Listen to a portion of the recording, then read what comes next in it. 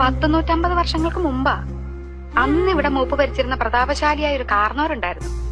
ആ കാർന്നോര് തഞ്ചാവൂരിൽ നിന്നങ്ങണ്ട ഒരു നൃത്തക്കാരിയെ മേഡമെ കൊണ്ടുവന്ന് താമസിപ്പിച്ചു.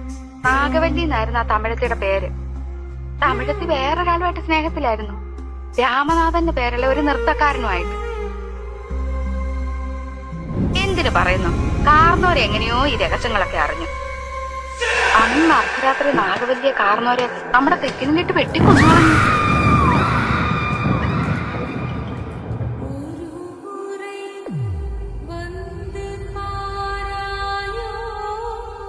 എട്ടാം ദിവസം ദുർഗാഷ്ടമി രാത്രിയില് നാഗവല്ലിയുടെ പ്രേതാത്മാവ് ഒരു രക്തയക്ഷയായിട്ട് മാറി കാർന്നവരെ കുത്തി കൊലപ്പെടുത്താൻ വേണ്ടി അരക്കകത്ത് വരെ കയറി ചെന്നാ പറയുന്നേ. അതീ പിന്നെ നാഗവല്ലിയുടെ പ്രേതാത്മാവ് തീരാപ്പകയോടെ ഈ തറവാട്ടിലൊക്കെ അലഞ്ഞടക്കാൻ തുടങ്ങി.